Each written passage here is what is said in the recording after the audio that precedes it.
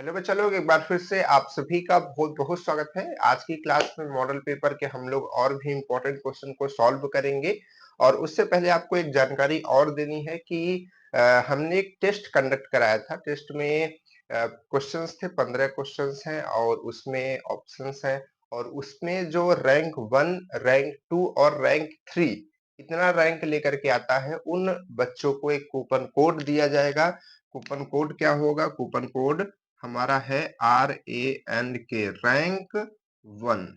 ठीक है, रैंक 1 ये कूपन कोड डालेंगे वो बच्चे, ठीक है, जो भी, ठीक है, 1 2 3 रैंक पर होंगे। उनके लिए जो बुक है, आपकी जो ई बुक है वो 1 रुपए में हो जाएगी। और जो मॉडल पेपर है वो आपका, सॉरी, जो आपका ओरिजिनल पेपर है वो आपका 0 रुपए में हो जाएगा। ठीक है, तो सभी लोग टेस्ट दीजिए। टेस्ट सुबह 10 बजे से ही स्टार्ट है। ठीक है, तो 10 बजे से लेकर के अभी आप शाम के 9 बजे तक टेस्ट दे सकते हैं। 9 बजे के बाद आपका रिजल्ट आएगा। तब तक में जितने बच्चे दिए रहेंगे और उसमें जिसका रैंक रहेगा उसके हिसाब से उसको दिया जाएगा। ठीक है, और ध्यान रखिएगा टाइमिंग भी इसमें मैच करती है। बहुत सारे बच्चों के नंबर सेम रहेंगे लेकिन टाइमिंग की वजह से रैंक आगे पीछे हो सकती है। ठीक, तो 3 बच्चों को दिया जाएगा।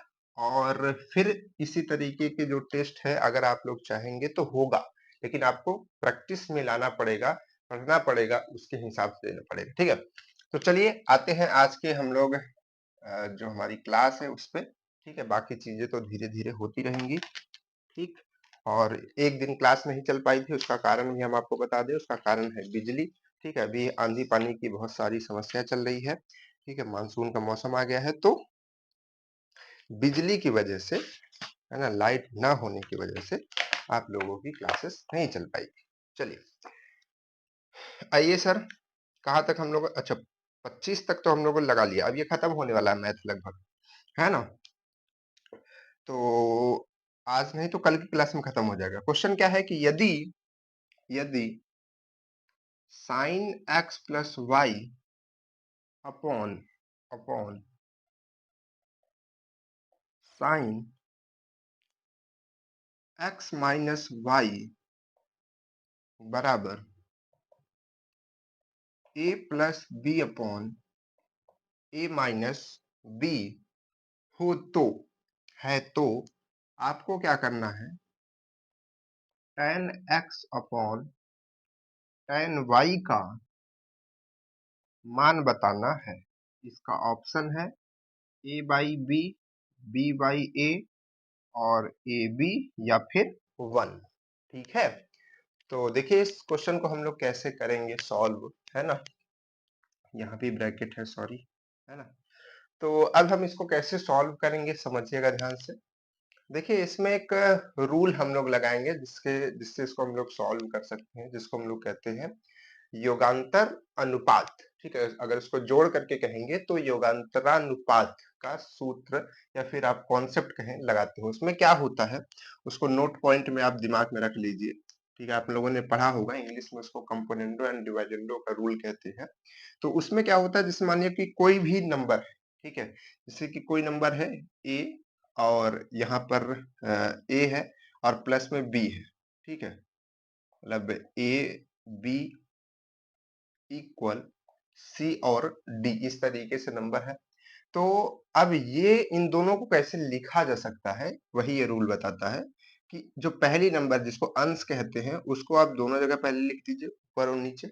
और ये जो हर है इसको एक बार जोड़ दीजिए और एक बार घटा दीजिए, है ना? नीचे जोड़ दीजिए और यहाँ पर घटा दीजिए। ये योग भी करना है और अंतर करके अनुपात कर देना है। योग अंतर अनुपात, योगांतर अनुपात, है ना, इसीलिए कहते हैं इसको। और वही चीज सेम इसके साथ भी करना है, तभी ये कॉन्सेप्ट आपका सही रहेगा। तो यहाँ पर क्या आ जाएगा? प्लस डी और माइनस का डी।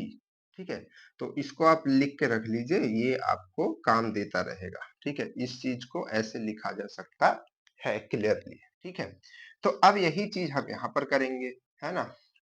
यही चीज हम यहाँ पर करेंगे। चलिए देखिए कैसे। देखिए ये हमारे पास में है, ये है टोटल। तो इसको हम टोटल ए मानते हैं, इसको टोटल हम बी मानते हैं। तो क्या करेंगे, ए और ए को पहले दोनों जगह लिखेंगे। ठीक है, अब इसी क्वेश्चन में हम लिख देते हैं। अच्छा चलिए यहीं पर करेंगे। चलिए मैं क्या है ना, ये बोर्ड मेरा मैं सोच रहा हूँ कि ये सेशन चला जाए, है ना, आप लोग पढ़ के चले जाए, फिर दूसरा बोर्ड हम लगवाएं, लेकिन ये गिरने के कगार पे आ चुका है, लेकिन क्या किया जाए। ठीक है, अब क्या करना पड़ेगा, हर को घटाना पड़ेगा, यानी कि हर क्या है, टोटल आपका ये है, तो यहाँ पर ये हो गया हमारा, है ना, और इधर जोड़ना है, इधर घटाना है, तो यहाँ पर आएगा साइन x माइनस वाई। ठीक है, कंफ्यूज नहीं होना इसमें। उसी तरीके से इसको करना है, a प्लस बी आपका एक टर्म है, a प्लस बी एक टर्म है, और इसमें एक बार जोड़ना है हर को, यानी कि a माइनस बी को, और a माइनस बी को एक बार घटाना है, बस इसके बाद आपका आसान हो गया एकदम। ठीक है, अब देखिए ये चीज आपका फॉर्मूला बन जाता है ना, फॉर्मूला बन करके क्या होगा भाई, ये फॉर्मूला, इसको हम लिख सकते हैं 2 साइन एक्स और कॉस कॉस वाई लिख सकते हैं। ठीक है, ये इसका फॉर्मूला, इसको लिख सकते हैं इससे। ठीक, उसके बाद अपॉन में इसको क्या लिख सकते हैं, यहाँ पर प्लस है, और माइनस वाले को हम लोग क्या लिख सकते हैं, 2 कॉस एक्स और साइन वाई, ऐसा लिख सकते हैं, बिल्कुल लिख सकते हैं। ठीक है, उसके बाद देखिए यहाँ पर अगर हम इस चीज को खोल दे, ओपन कर दे, तो क्या हो जाए, a plus b plus a minus b, है ना। अब वही चीज यहाँ पर, तो a plus b minus a और माइनस माइनस प्लस बी। ठीक है, तो अब देखिए यहाँ से ये 2 से 2 कट जाएगा, है ना, ये जो है हमारा टोटल, और ये जो है हमारा टोटल, तो ये साइन और कॉस मिल करके क्या बनाएगा, साइन कॉस क्या होता है, tan x बनाएगा, और ये हमारा क्या बनाएगा, कॉस और साइन, तो ये 1/tan y बनाएगा, यही बनाएगा, बिल्कुल। अब उसी तरीके से देखिए यहाँ पर b से b कट जाएगा, यहाँ पर 2a हो जाएगा, फिर यहाँ पर a से a कट जाएगा, यहाँ पर 2b हो जाएगा, जहां से 2 और 2 कट जाएगा। ठीक, यहाँ tan है अपॉन में y, तो यहाँ पर क्या हम लिख सकते हैं कि tan x upon tan y is equal to a upon b। देखिए यहाँ से a अपॉन b, 2 से 2 कट जाएगा, तो यही तो वैल्यू पूछ रहा था, तो a और b हमारा पहला ऑप्शन हो जाएगा। ठीक है, क्लियर है, बात समझ में आ गई। चलिए, तो ये रूल याद रखिएगा, आप इस क्वेश्चन को कर पाएंगे, है ना, कोई दिक्कत आपको नहीं आएगी। बोर्ड साहब गिरना नहीं है, आज तक चलना है। ठीक है, चलिए ये हो गया, है ना। अब हम लोग बढ़ते हैं अपने अगले क्वेश्चन की तरफ। अगला क्वेश्चन क्या है, अगला क्वेश्चन देखिए, ये भी ट्रिग्नोमेट्री से, ट्रिग्नोमेट्री से काफी क्वेश्चन पूछे जाते हैं, काफी क्वेश्चन जो है आपके ट्रिग्नोमेट्री से आते हैं। देखिए हम पिछली बार भी बच्चों को यही कहे थे, आप ना हमारी क्लास में जैसे बच्चे हम देखते हैं, बहुत ऐसा हाई फाई चीज नहीं पाएंगे, लेकिन जो ये हम आपको पढ़ा रहे हैं ना, ये सब आपको इतना ज्यादा इम्पोर्टेंट है, ठीक है, कि वो हाई फाई से नहीं भरा जा सकता। कहने का मतलब है कि हाई फाई दिखाने से आप बस उस टाइम पे आपको खुशी मिलेगी कि हाँ हम सब कुछ सॉल्व कर पा रहे हैं, छोटे छोटे क्वेश्चन सॉल्व करेंगे तो आपको लगेगा कि सब कुछ हम सॉल्व कर पा रहे हैं, लेकिन एक्चुअल में आप कुछ नहीं कर पा रहे। ठीक है, जब एग्जाम में बैठेंगे तो आप फेल हो जाएंगे। ठीक है, तो पॉलिटेक्निक के हिसाब को थोड़ा आगे बढ़ा करके क्वेश्चंस के लेवल को मेंटेन करिए, और क्वेश्चन इसीलिए इसीलिए कि क्वेश्चन आपको मिल सके, ये हमने बनाया है। तो इसमें बहुत अच्छे अच्छे क्वेश्चन, इस पर लगाइए, पूरा परचेज कर। देखिए कॉस स्क्वायर, फिर कॉस स्क्वायर अल्फा और बीटा इज इक्वल टू 2 है, तो आपसे पूछ रहा है tan cube alpha plus tan, oh sorry, oh sorry sorry sorry, sine sine की पावर का मान क्या होगा, साइन की पावर 5, ठीक है, का मान क्या होगा, ये आपसे पूछ रहा है। देखिए इस तरीके का ये क्वेश्चन है कि इसमें कोई भी हमारा फॉर्मूला या कुछ चीज नहीं लग सकता, तो हमको अपना दूसरा दिमाग लगाना पड़ेगा। यही चीज हम आपसे कह रहे थे, जैसे जब हम हर तरह के क्वेश्चन को देखेंगे, अलग अलग टाइप के क्वेश्चंस को देखेंगे, तो हमारे दिमाग में आइडिया रहेगा कि इस क्वेश्चन को ऐसे भी किया जा सकता है ना। जैसे कभी कभी कोई काम करते हुए किसी आदमी को हम देखते हैं, तो यार सोचते कि यार इस चीज को तो ऐसे भी उठाया जा सकता था, इस चीज को तो ऐसे भी बांधा जा सकता था, तो एक आइडिया जनरेट होता है। तो उसी तरीके से जब आप क्वेश्चन अलग अलग पढ़ते हैं तो आपको एक आइडिया दिमाग में जनरेट होता है कि इसको तो हम ऐसे भी कर सकते थे। तो जब आपके एग्जाम में क्वेश्चन आएगा तो जितना भी तरीका आपको उस चीज को करने का मालूम है, आप सारे तरीकों को जल्दी जल्दी उसमें रख करके देखेंगे और जो आएगा वो आपका आंसर आ जाएगा, है ना। कोई ना कोई एक तरीका काम कर जाएगा। तो देखिए यहाँ पर क्या है, ये इक्वल टू है, तो हम इसको पूरा सॉल्व करने के बजाय हम ये भी सोच सकते हैं कि अल्फा की क्या वैल्यू और बीटा की क्या वैल्यू रख दे कि यहाँ पर ये 2 के बराबर आ जाए। तो अगर हम कॉस अगर हम कॉस 0 रखते हैं, ठीक है, तो उसकी वैल्यू क्या आती है, 1 आती है ना।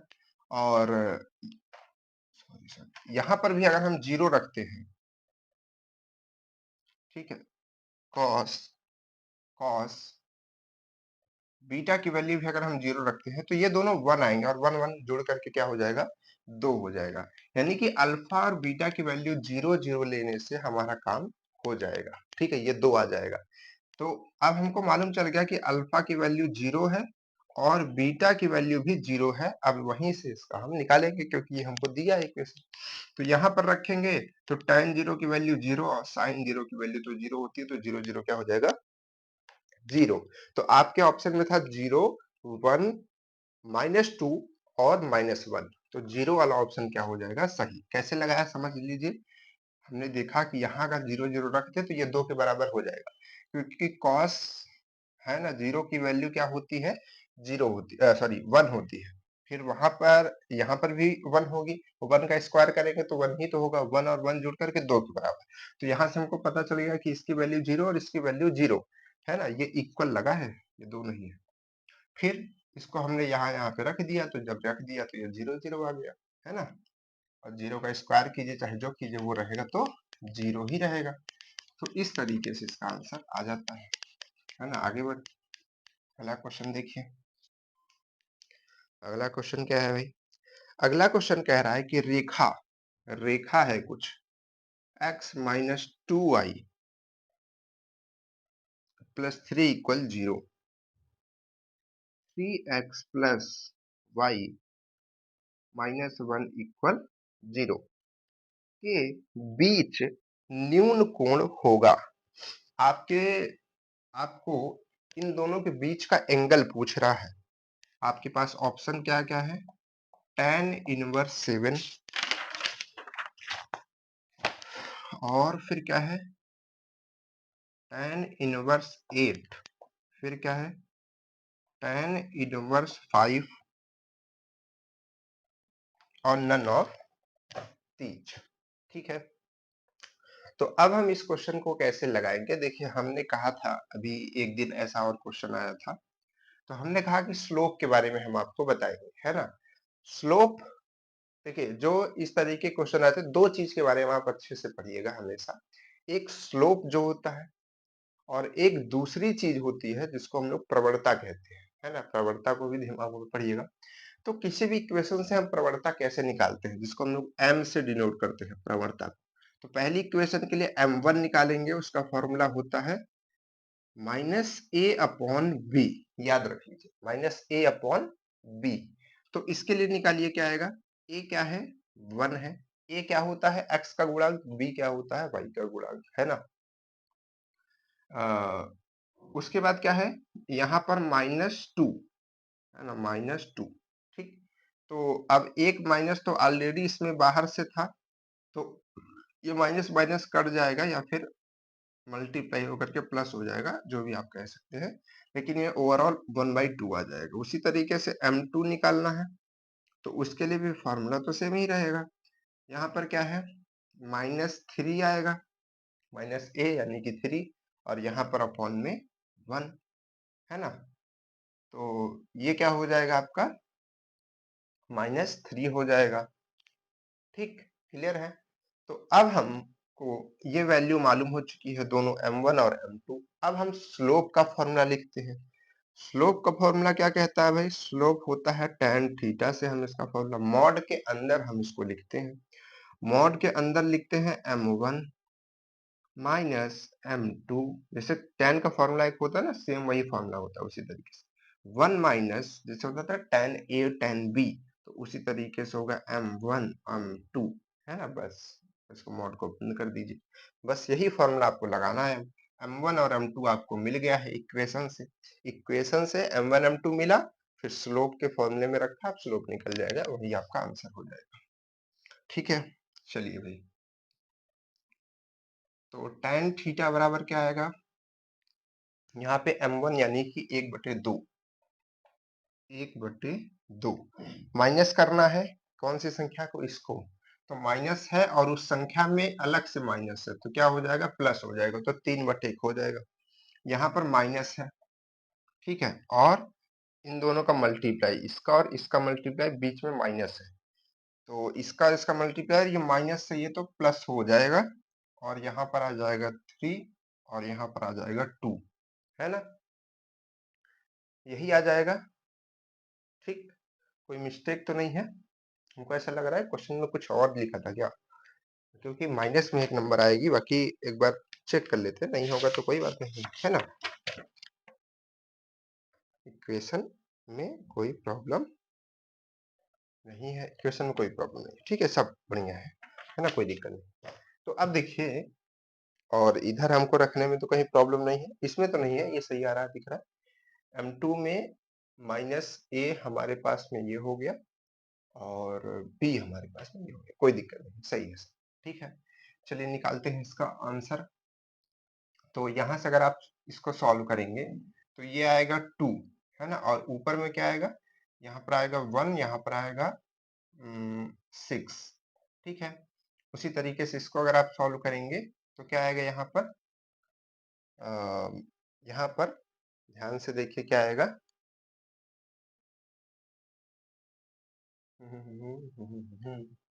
यहाँ पर माइनस आना चाहिए, ठीक है, और ये क्यों ऐसा आ रहा है मालूम नहीं चल पा रहा है, किधर से क्या मिस्टेक हो रहा है, ठीक है।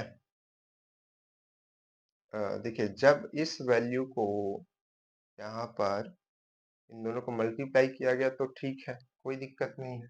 अच्छा चलिए रख करके ही देखते हैं क्या प्रॉब्लम है, वो पता चल जाएगा खुद ब खुद। ठीक है, ये जो इसका सोल्यूशन है, ठीक है, ऊपर वाले का भी नीचे वाले का लिखना बाकी है, नीचे वाले का है, नीचे लिखते हैं। तो इन दोनों में देखिए क्या आ जाएगा, यहाँ पर 2 आ जाएगा, और ये 2, और ये +3, ठीक है, 3 2 5, तो यहाँ से 2 से 2 तो कट जाएगा, ठीक है, बचेगा 7/5, है ना, लेकिन इसका आंसर 7 आना चाहिए। कहाँ मिस्टेक हो रहा है भाई, where is the mistakes, where is mistake, mistake आपको कहीं समझ में आ रही है, क्योंकि पढ़ाते टाइम पे नहीं दिखती है, दूर से, ऐसा बोर्ड पे दूर से देखना पड़ेगा, है ना, कहाँ पर मिस्टेक्स आ रही हैं। तो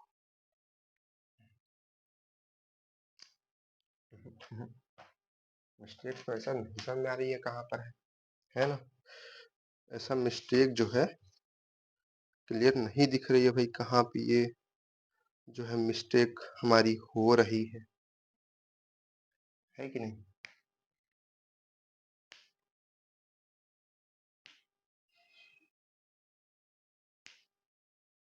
चलिए कोई बात नहीं है, ठीक है, इस क्वेश्चन को अभी हम होल्ड पे रख देते हैं, देखेंगे कहाँ पर मिस्टेक हो रही है। अगर आपको समझ में आ रहा है, ठीक है, तो देखिए हम आपको बता रहे हैं, ये 7 आ जाएगा, कहीं कैलकुलेशन मिस्टेक से दिमाग में नहीं आ पा रही है ना, तो ये 7 आ जाएगा वैल्यू, और यहाँ से जब आप थीटा की वैल्यू, यानी कि स्लोप थीटा ही हमारा होता है, तो tan निकालेंगे तो tan इनवर्स 7 हमारा ये आंसर आना चाहिए, ठीक है।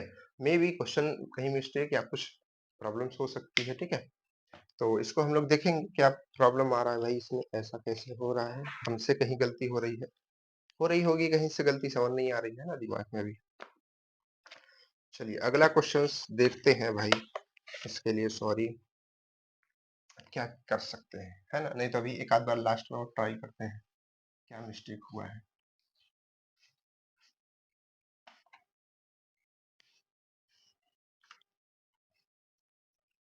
चलिए कोई बात नहीं, है ना, अगर आपको कहीं मिस्टेक दिखे उस क्वेश्चन में तो आप हमको कमेंट में बताइएगा क्या प्रॉब्लम, कहाँ हमने किया, है ना, जिसकी वजह से वो नहीं आ पा रहा आंसर। देखिए अगला क्वेश्चन क्या है हमारा कि एक कक्षा में छात्र हिंदी और इंग्लिश, है ना, दोनों भाषाएं बोल सकते हैं। 40 छात्र हिंदी बोलते हैं, यानी कि संख्या दिया है, तो नंबर ऑफ हिंदी को हम लोग एच कहते हैं, तो इसको हम लोग कह देंगे 40 छात्र हिंदी बोल सकते हैं, ठीक है। और 28 छात्र इंग्लिश बोल सकते हैं, तो 28 छात्र ऐसे भी हैं, ओ सॉरी यहाँ पर 28 नहीं, 28 छात्र ऐसे हैं जो इंग्लिश बोल सकते हैं। 28 वालों इंग्लिश वालों की संख्या कितनी है? 28। ये क्या बोल सकते हैं? इंग्लिश बोल सकते हैं, 28 छात्र, ठीक है। और 20 छात्र ऐसे हैं जो केवल इंग्लिश बोल सकते हैं। केवल इंग्लिश को हम कैसे रिप्रेजेंट करते हैं?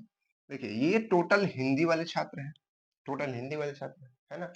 तो अगर हम इसमें से, हिंदी वालों में से माइनस कर दे इंग्लिश वाले बच्चों को, माइनस कर दे, है ना। क्या कह रहा है क्वेश्चन कि 20 छात्र केवल इंग्लिश बोल सकते हैं, ठीक है। तो इसमें से वे छात्र निकल जाएंगे, तो केवल और केवल कौन छात्र बचेंगे? कौन से छात्र बचेंगे? सॉरी, इंग्लिश में से घटाना पड़ेगा ना, इंग्लिश वाले में से हिंदी वालों को घटाना पड़ेगा। सॉरी सॉरी, इंग्लिश में से हिंदी वाले छात्रों को अगर हम घटा देते हैं तो क्या आ जाएगा? ऐसे छात्र आ जाएंगे जो केवल और केवल इंग्लिश बोल पाते हैं, तो ऐसे 20 बच्चे हैं, है ना। तो केवल और केवल इंग्लिश बोलेंगे, हिंदी माइनस मतलब हिंदी का कोई भी अवयव नहीं रहेगा, यानी कि कोई भी बच्चा हिंदी वाला नहीं रहेगा जो हिंदी बोल सकता है ना। तो ये केवल और केवल इंग्लिश वाले के लिए। तो अब हमसे पूछा क्या है कि बताइए कि कितने लोग हैं जो हिंदी और इंग्लिश दोनों बोल सकते हैं। तो दोनों बोल सकते हैं यानी कि वो हिंदी में भी हैं और इंग्लिश में भी हैं, यानी कि उनका इंटरसेक्शन हमको बताना है। क्या बताना? आपके ऑप्शंस क्या क्या हैं? 6 है, 8 है, 10 है और 20 है। उनका इंटरसेक्शन बताना है ना, इंटरसेक्शन बताना है। क्लियर है? अब देखिए, इंटरसेक्शन से हम लोग कैसे निकाल सकते हैं, या हम कैसे इस क्वेश्चन को सॉल्व करेंगे, व्हाट इज द अप्रोच। देखिए, अब थोड़ा सा आप तर्क से सोचिएगा। ये छात्र हैं, ठीक है, बिल्कुल छात्र हैं। ये जो छात्र हैं, 28 छात्र हैं जो कि इंग्लिश बोल सकते हैं। अब इसमें ऐसे भी छात्र हैं जो हिंदी भी कुछ बोलते होंगे, लेकिन ये इंग्लिश बोल सकते हैं। ये टोटल संख्या है जो इंग्लिश बोल सकते हैं। अब हिंदी बोले क्या बोले उससे मतलब नहीं, लेकिन 28 ऐसे हैं जो हिंदी बोल सकते हैं। तो हम क्या करते हैं कि इंग्लिश वालों की संख्या में से, मतलब कि 28 में से माइनस करते हैं इस संख्या को। ये क्या है? ये वे स्टूडेंट्स हैं जो हिंदी इंग्लिश दोनों बोल सकते हैं। ध्यान सुनिएगा, ये दोनों बोल सकते हैं, वही बच्चे हैं, वही हमसे पूछ रहा था। तो इसको अगर हम इसमें माइनस कर देंगे, इसमें इंग्लिश बोलने वाले हैं, है ना, और ऐसे बच्चे भी होंगे जो हिंदी इंग्लिश दोनों बोलते हैं। तो इसमें हम क्या माइनस करने जा रहे हैं? जो दोनों बोल सकते हैं। तो जब दोनों बोल सकते हैं उसको माइनस कर देंगे तो कौन निकलेगा? प्योर इंग्लिश वाले बचेंगे। तो इसको हमने माइनस कर दिया, इसको हमने माइनस कर दिया, इसको हमने माइनस कर दिया, ठीक है। तो कौन से बच्चे बचेंगे? जो प्योर इंग्लिश बोल सकते हैं। तो केवल और केवल जो इंग्लिश बोल सकते हैं, ये वाले बच्चे, है ना। यानी कि यहां पर बचेगा ये वाला नंबर, है ना।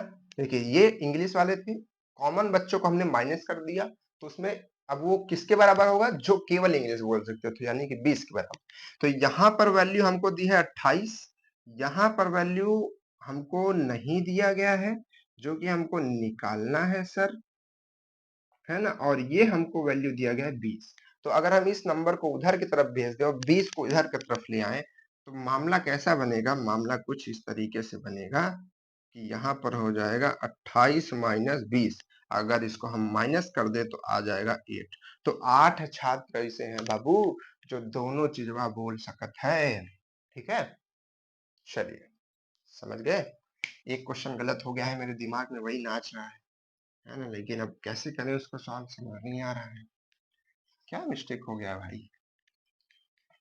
अब बोर्ड पे मतलब क्लास के दौरान कोई चीज गलत होती है तो फिर ये होता है कि कहाँ से देखें क्वेश्चन कोई गलत ना हो। कभी कभी मिस टाइप क्वेश्चन में भी है, इसमें कुछ कुछ चीजें है ना, अब क्योंकि मैनुअली टाइप की गई हैं है ना, और तो उसमें थोड़ा बहुत एरर तो आ ही जाता है। फिलहाल आप लोग बताएंगे है ना, आप लोग उसको होमवर्क लीजिएगा, ठीक है। चलिए, अब इतना बता दिया है ना, तो आइडिया लेकर के आगे उसका होमवर्क बताइएगा, सही है ना। चलिए, क्या है ये हो गया। इसके बाद कह रहा है कि दवा का एक कैप्सूल बेलन के आकार का है। अच्छा, कैप्सूल बैच, ओहो, कैप्सूल जानते हैं ना, कैप्सूल ऐसी होती है जैसे हम लोग की कैप्सूल बैच चलता था पहले, है ना। तो ये पहले क्या, अभी इसी बार तो चल रहा है वो, पिछली बार तो दिव्य बैच चल रहा था। ठीक है, ये इस तरीके से बना है, बेलनाकार, जिसके दोनों सिरे पर अर्धगोले लगे हैं। देखिए, दोनों अर्धगोले लगे हैं, ठीक है। पूरे कैप्सूल की लंबाई 14, ये यहां से लेकर यहां तक कितना है, 14 सेंटीमीटर, 14 सेंटीमीटर। उसका व्यास 5 क्या है, अच्छा mm है, सॉरी सॉरी, ये 14 mm है, सॉरी फॉर दिस। और ये कितना है, ये 5 mm है, ठीक है। इसका पृष्ठीय क्षेत्रफल बताना है, मतलब कि ऊपर का पूरा जो सरफेस एरिया है वो हमको बताना है, ठीक है। आपके ऑप्शंस क्या क्या हैं, 110 mm स्क्वायर, ठीक है, 443 mm square, 210 mm square, 220 mm square, ठीक है। चलिए बाबू, इस क्वेश्चन को करते हैं, कैसे करेंगे। देखिए, बेलन को इसमें अलग करेंगे और जो ये कटोरा लगा है किनारे अर्धगोला को अलग अलग निकालेंगे, ठीक है।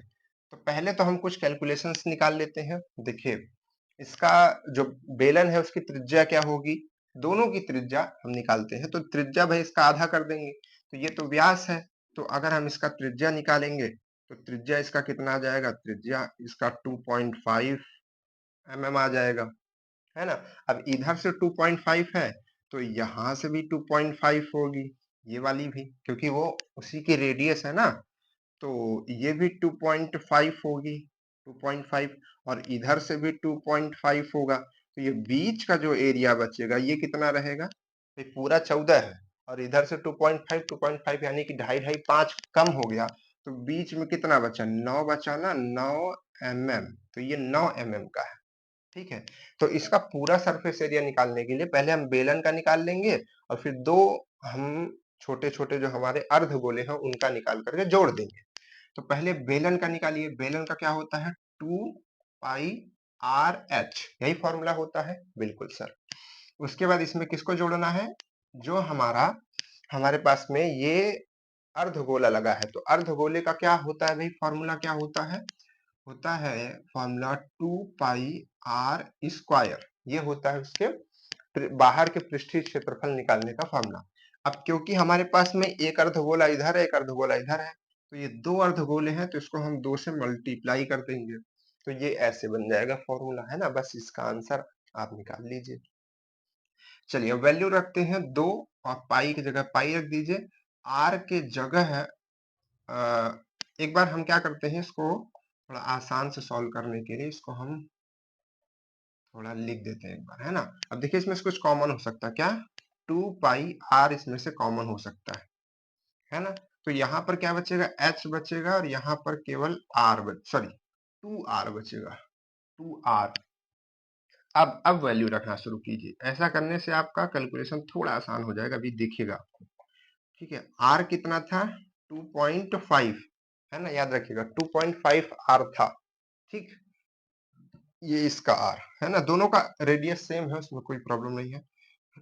ये कितना है, 9 है, ये कितना है, 2 इंटू 2.5। तो यहाँ से देखिए, ये क्वेश्चन आसान है, ठीक है। ये क्यों दिया गया है, आप सोचिए, क्योंकि इसमें कैलकुलेशंस, जो कैलकुलेशन ध्यान नहीं देगा, इस तरीके से कॉमन करके नहीं करेगा, फिर बहुत लंबा कैलकुलेशन हो जाएगा, परेशान हो जाएगा वो, फिर हो सकता है आंसर आए लेकिन उसका समय काफी चला जाएगा। तो अब देखिए, ये दोनों जुड़ करके 14 बना लेंगे, कैसे? ये 5 और ये 9 14 हो जाएगा। तो अब इसीलिए तो इसको ऐसे किया ताकि ये पाई वाली जो 7 है इससे ये कट जाए। देखिए 7 से ये कट जाएगा 2, अच्छे से कट गया ना आराम से।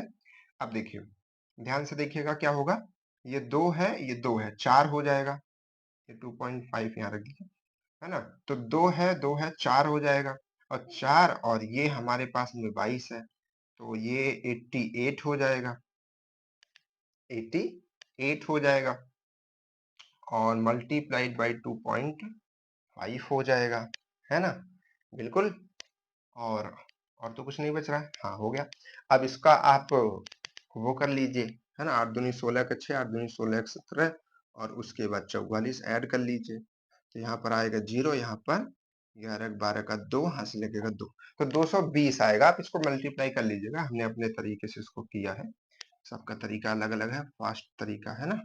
तो ये हमारा 220 आ रहा है क्या, mm², है ना। तो ये लास्ट वाला ऑप्शन हमारा जो है क्लियरली आंसर आ जाएगा, है ना। आसान है ना क्वेश्चन, लेकिन ध्यान रखिएगा इसमें कैलकुलेशन का ध्यान रखिएगा बस, है ना। कैलकुलेशन का ध्यान रखेंगे तो काम आपका बन जाएगा। चलिए क्वेश्चंस और हम लोग कर लेते हैं, क्योंकि एक क्वेश्चन हम लोगों का तो ऑलरेडी खराब हो चुका है, काहे ला खराब हुआ है लेकिन समझ नहीं आ रहा है, टेंशन दे दिया है मेरे को दिमाग में, है ना। चलिए अगला क्वेश्चन है, अच्छा क्वेश्चन है ये भी। ऊंचाई 12 सेंटीमीटर और व्यास, ऊंचाई 12 सेंटीमीटर और 10 सेंटीमीटर व्यास वाले एक ठोस बेलन, देखिए एक बेलन है इस तरीके से, जिसकी ऊंचाई 12 सेंटीमीटर और व्यास 10 सेंटीमीटर, ठीक है। ये 10 सेंटीमीटर है, तो इसकी रेडियस कितनी होगी, 5 सेंटीमीटर होगी, ठीक है। वाले ठोस बेलन में से इसी ऊंचाई का एवं व्यास वाला, मतलब ऊंचाई भी समान व्यास भी समान वाला एक शंक्वाकार खोल, कैविटी, यानी कि एक शंकु इसमें से काट लिया जाता, शेष बचे भाग का आयतन बताइए। मतलब क्या किया गया, आरी लाई गई, और आरी लखा वाली आरी से क्या किया गया, लखा कौन कौन देखता है भाई, है ना। अभी तो पता नहीं आता होगा कि नहीं आता होगा, पहले हम लोग बहुत ज्यादा देखते थे। तो यहाँ पर ये जो है, ठीक है, तो ऐसे कट कर लिया गया, और कट करके ऐसे निकाल लिया गया अंदर से, तो अब ये खाली हो गया, है ना। ये मानिए ऐसा इस टाइप से कुछ हो गया, है ना। तो अब आपको इसका इसका क्या बताना है, इसका आयतन बताना है। तो कैसे निकलेगा भाई, एकदम आसान है। पूरे ये जो हमारा बड़ा वाला बेलन है उसका आयतन क्या होता है, पाई आर स्क्वायर एच, ठीक है, ये फॉर्मूला होता है। अब इसमें से शंकु का आयतन हमको घटाना है, तो शंकु का आयतन का formula 1/3 pi r square h, मतलब ऐसा जानिए कि बेलन का 1/3 कर देंगे तो शंकु का फॉर्मूला हो जाता है ना। देखें फॉर्मूला सेम है, बस हमने 1/3 कर दिया, 1/3 ऑप्शन आपको दे दे भाई। हाँ अब देखिए ये भी क्वेश्चन जो आपको दिया गया है ये आसान क्वेश्चन है। आप कहेंगे सर ऐसा क्वेश्चन क्यों आया एग्जाम में, सेंटीमीटर स्क्वायर, अभी समझ में आ जाएगा, ठीक है, अभी आपको समझ में आ जाएगा कि ऐसा क्वेश्चन एग्जाम में क्यों आया। ऐसा क्वेश्चन एग्जाम में इसलिए देख रहे हैं कहाँ तक, पॉइंट के 2 अंक तक आपको कैलकुलेशंस करके निकालना है आंसर, है ना। तो चलिए इसको हम सॉल्व करते हैं भाई।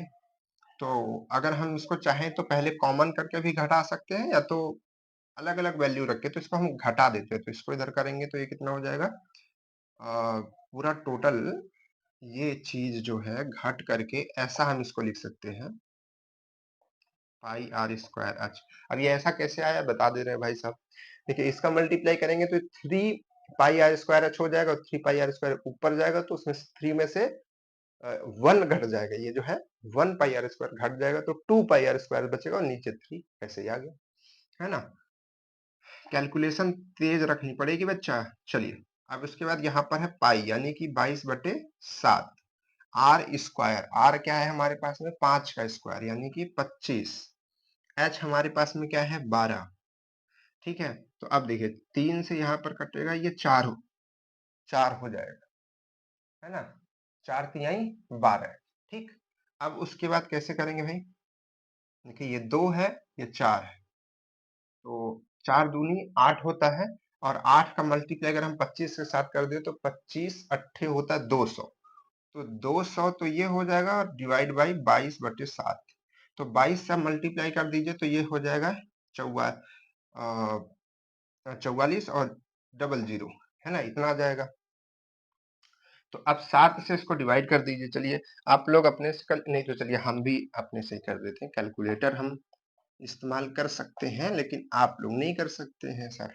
कितनी बारी जाएगा? 6 बारी, 6 सते 42, ठीक है। 2 बचा, 6 दूनी 12, 7 दूनी 14, 2 बारी 7 दूनी 14, यहाँ पर कितना बचा? 6, यहाँ पर 0। अब 7 नवा 63 होता है, 7 अट्ठे 8, ठीक है। अब देख लीजिए 728 करीब करीब जो आ रहा है वही आपका आंसर हो जाएगा, ठीक है। इसमें थोड़ा कैलकुलेशन है इसीलिए दे दिया है ताकि बच्चे कंफ्यूज हो जाए कि किसको काटे किसको नहीं काटे। जिसको काटना, भाग करना, गुणा करना ये सब नहीं आता है फिर वो कंफ्यूज हो जाता है और क्वेश्चन गलत करके चल देता है, ठीक है। तो ये आज की क्लास रही और आज की क्लास में आपको कैसे लगे क्वेश्चंस? ठीक है, मजा आई। अब हम लोग नेक्स्ट क्लास में इसको पूरा खत्म कर लेंगे, ठीक है। जो क्वेश्चंस नहीं आया था आप उसको एज ए होमवर्क लीजिएगा और देखिएगा, हम भी इसको ट्राई करेंगे। कहीं मिस्टेक हुई होगी छोटी मोटी, है ना, हो सकता है बोर्ड पे हमसे या क्वेश्चन में या कहीं से, ठीक है। तो उसके लिए सॉरी, है ना, इतना नहीं है। देखिए क्या है कि जैसे आप है वैसे हम भी है ना, कोई अलग से कोई कहीं आया नहीं है। जैसे आप लोग क्वेश्चंस करते हैं बस हम वही चीज बोर्ड पे करते हैं, है ना। तो गलतियां कहीं से हो सकती है, ठीक है। तो चलिए फिर मिलते हैं आपसे नेक्स्ट क्लास में। टेस्ट सबको जरूर देना है, ठीक है। टेस्ट आप दे सकते हैं 9 बजे तक, टेस्ट दीजिएगा। 9 बजे के बाद रिजल्ट आएगा और फिर उन बच्चों को क्या मिलेगा? उपहार मिलेगा। Okay, bye bye.